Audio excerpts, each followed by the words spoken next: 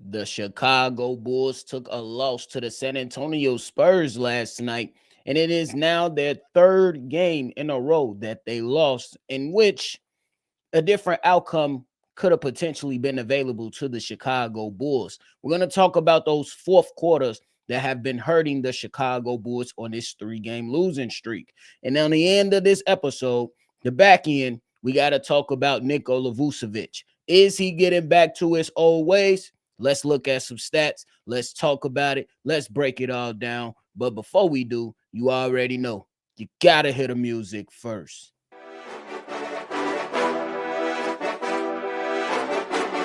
Cognac, gang.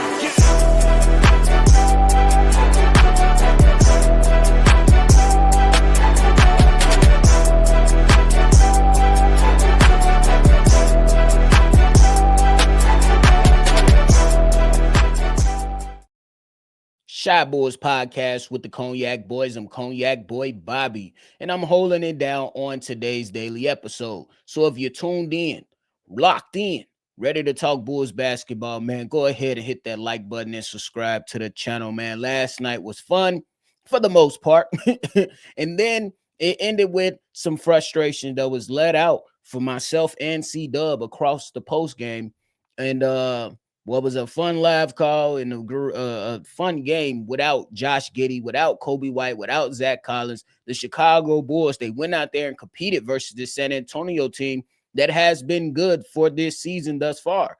And what it came down to, in my opinion, and I spoke on it last night on the post game, was Billy Donovan and his coaching decisions hurt this team. Nikola Vucevic, in his unwillingness to really try to force the issue offensively and defensively throughout the entire game, hurt the Chicago Bulls when you had guys like Kevin Huerter putting his best effort on the line, guys like Ayo Dosunmu putting his best foot on the line, and then obviously you wanted more out of guys like Montes Buzelis and Montes Buzelis. I need you to be more consistent, my guy. I really do. But you did get some good performances from guys on this Bulls team that had you in a good position to win this basketball game. And it's just frustrating because we know that up until this point, this Bulls team has been surprising. Again, we talked about coming into this season, and there were some people saying that the Bulls are going to go 2-9 in 11 games or be 0-11 and, just teeter off the face of the world. But to this point, if we evaluate in everything in totality, a really strong start up until this point, minus a few hiccups or speed bumps that we can go out there and map out for how the season has been going up until this point. But I think that this 3-game losing streak is just, it shouldn't be happening right now. If these guys close games better, if Billy Donovan wants find that bag again, because we were singing praises for Nikola Vucevic, Billy Donovan, and a lot of these players. But for the last few games, we've seen some things come up again to where we're like, okay, you might be back to them old ways that had the Chicago Bulls fandom frustrated at how it has been going. But let's evaluate the last 3 games that the Chicago Bulls lost and why I feel that these fourth quarters are hurting the Chicago Bulls. If you remember correctly, or you can look it up, but I'm going to go ahead and put it out there for you so you don't have to.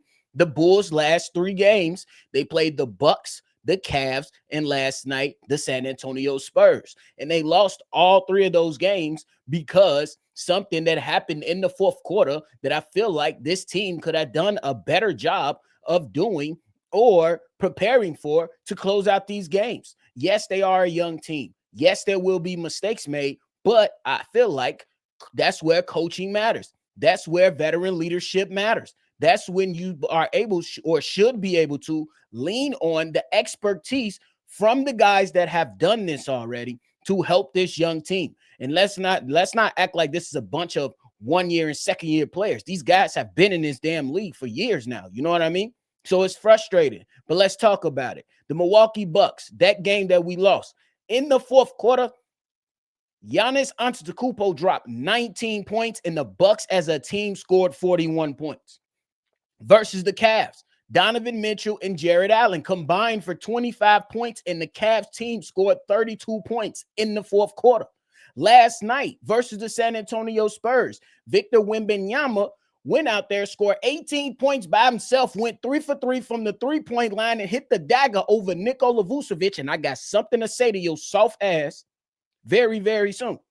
Because I don't look, I can take a loss, but it's how it's some of the things that you say after losses affects how I feel about you. Just leave it at that.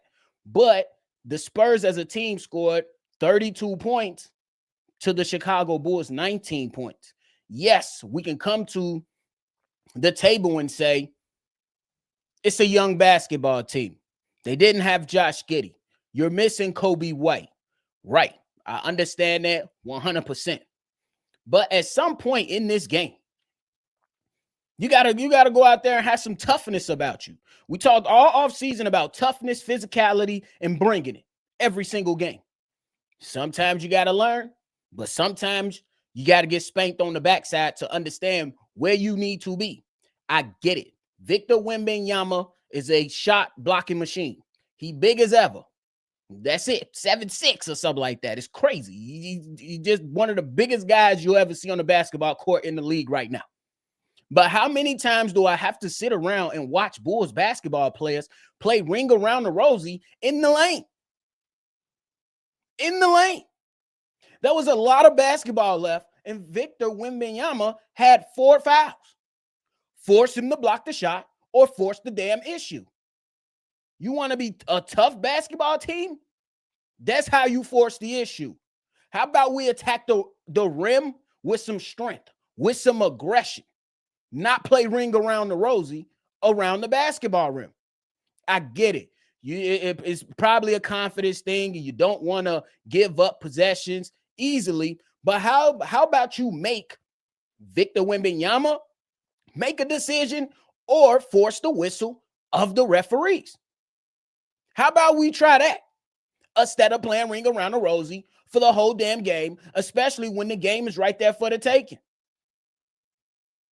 That's how you take over in games. That's how you are able to etch out wins, by simply playing tough basketball when it matters. It's not a 40-minute game. It's 48 minutes. So for the last 8 minutes of this game, where was the toughness? Where was the toughness? Yes, it's a lot of season left. Yes, but I still want to see these guys be consistent when it comes to presenting yourself as a team that actually wants to be a physical basketball team. So when you are saying that you want to be a physical basketball team, you got to take some punches so you can eventually punch back. If Victor Wembanyama goes out there and you attacking the rim and he just goes out there and accumulate 8 blocks, who gives a damn? Did you continue to go downhill? No, we played ring around the rosy. Unacceptable for me, bro.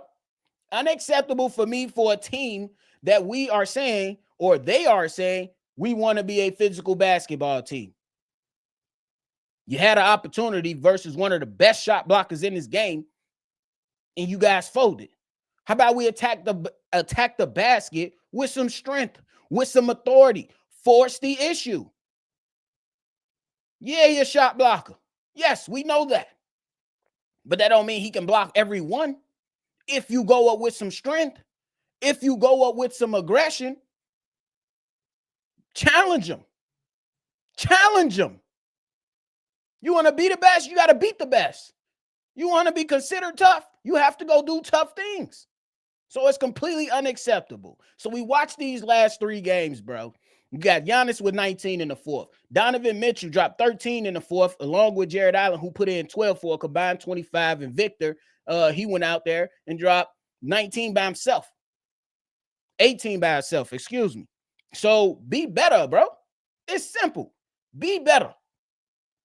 Y'all let me know how y'all feel about that. And I got to go into Nikola Vucevic right now. This is why we gave Nikola Vucevic his credit. We took a step back. Everybody here, We took a step back and said, Nikola Vucevic is playing good basketball. But we have to call it how we see it. New information gives new opinions.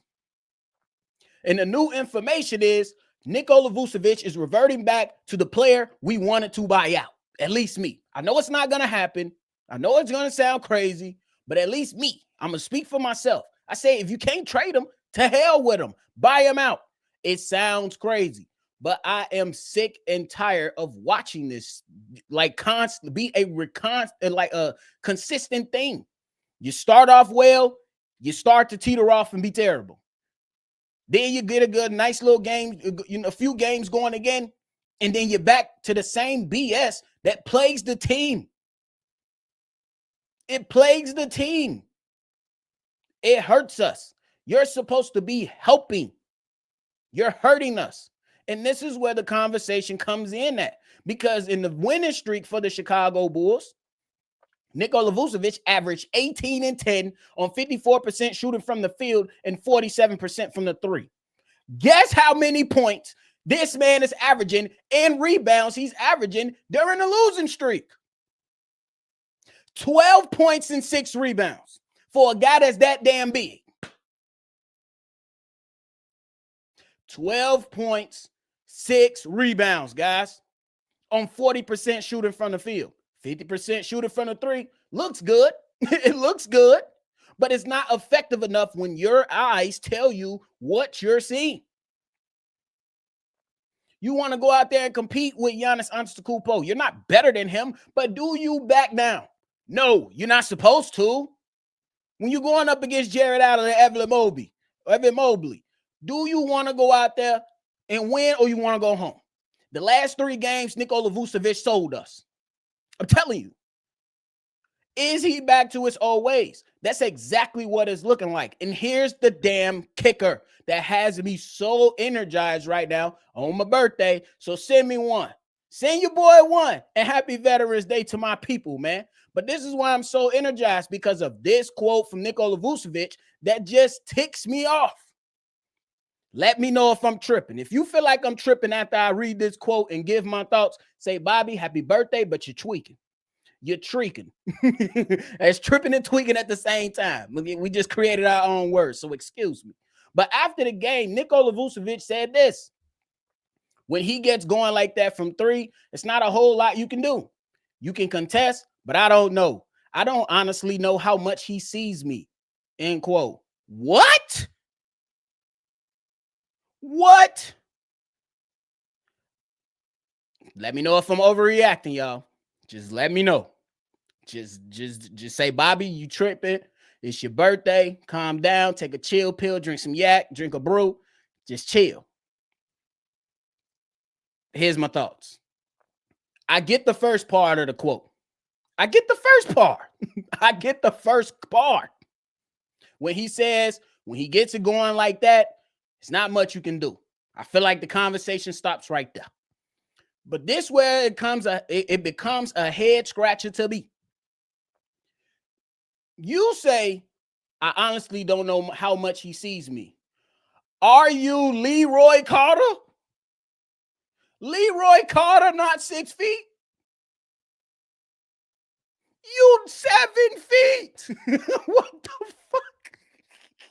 You are a 7-foot big man. I don't know how much he can see me. Put your damn hands up and step up. Is it like he's speaking like Nate Robinson was guarding Wembanyama? He's speaking like Javon Carter was trying to guard Wembanyama. Like what? It's selfish. It's soft as hell to me, bro. That's just me. But again, I'm open to all criticism with allowing y'all to let me know if I'm tripping. Because you at 7 feet, this guy's 7'5", 7'6", because he grew again, apparently. You mean to tell me even if you put your hands up, he won't see you? What? You got to be kidding me. It's going back to why I want his ass off my team. Please, hurry up. Get him off my team. I'm going to give him credit when he plays well. I'm not going to be petty. I'm going to say Vooch had a good game. I'm going to say that. But these are examples on why we wanted a change at center for the Chicago Bulls. Can we keep it a buck, y'all? It's a rhetorical question because I'm going to keep it a buck regardless. Jalen Smith, he ain't come out there and act like Victor couldn't see him. And he was challenging him in the painted area. Even if it was a block shot, even if the shot didn't go down, he made an effort to enforce his will as much as he can in this game. Make it make sense, bro. Make it make sense, bro. We gotta call it how we see it over here, man. He's not a bad basketball player. But when he plays like this, he hurts the Chicago Bulls because you still don't get much out of him when it really counts. 12 points, 6 rebounds in the last 3 games. I'm sorry. And not necessarily taking advantage of the matchups. You get smaller guys on you. Go to work. Go to work. Grab the lunch pail. Grab the hard hat. Time to work. I got a baby on me. You're wasting height for no reason. This is why we was pounding the table over here on Shy Bulls podcast, coming up with all kind of craziness because he is frustrating as a Bulls basketball player.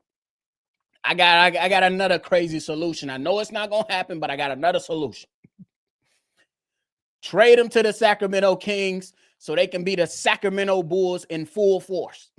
Just do it. I don't even, bro. It's so frustrating watching a guy go out there and perform like that and say, I don't even know if he sees me. And if Javon Carter say that, ain't nobody tweaking. But this man's 7 feet. He's 7 feet. If somebody come on this comment and be like, well, technically 6'11", technically he's 7 feet. Fuck you talking about? Vooch 7 feet. How do you give me a new big man, please? Give me a new big man, please. Give me a new big man, bro. I'm tired of it. Yes, I'm sick of it because we're going back to the old ways. I can go for another 5. I'm gonna go ahead and just clock out. I'm gonna just go ahead and clock out, y'all, because I can go for another 5-10 minutes on this guy because it does not make sense for the life of me on how you can't take advantage of some opportunities and force the issue and just simply be better. Be better, bro. Y'all let me know how y'all feel, man. I'll be here forever, bro. I'll be here forever. It's so frustrated, bro. It's so frustrating. It's frustrating because, yes, I understand it's not the end of the world, but it's frustrating when guys come out and say soft shit like this. It's just soft to me. It's soft to me. You can go out there and give a guy credit and say, hey, he got it going. It's hard to stop. But to say he couldn't see me, I'm not sure he can see me. When you 7 feet yourself, he saw you. He just didn't believe you was going to do nothing. He just believed you wasn't going to do nothing. That's it for me, man. That's it for me, y'all. But before I get up out of here, man, I want to just go out there and give all my veterans, man, a happy Veterans Day. It is my birthday, but there is a bigger message behind this. And that's the veterans that served, bro. I'm one of those veterans that served. So whatever branch or whatever side that you served on, man, make sure you enjoy that Veterans Day. Yeah, it is giving out free meals, but y'all already know how it be on Veterans Day with all these free meals. It be crowded. I'm chilling, y'all. Hey, all free stuff ain't worth it. All free stuff ain't worth it. But to my veterans out there, I know it's a lot of y'all that sit there and support us over here, man. So happy Veterans Day to y'all, man. If you do go out at a decent time or prepare to wait. And just have some patience to get your meal, dog. I appreciate y'all, man, so much. It definitely doesn't go unnoticed. Yes, it's my birthday. Yes, I'm a veteran too. But it ain't just about me. It's about some of you all too, man. It's about all of y'all too, man, who served. Because y'all already know, man, once going over them seas and going across them ponds and doing different stuff and being part of certain exercises and certain missions, y'all know it can be very, very tough on yourself and your family, man. So make sure y'all kick your feet up. Enjoy your favorite drink. If you don't drink, enjoy something that gonna make you feel good, man. So have a good day. That is it for my TED talk, man. That is it.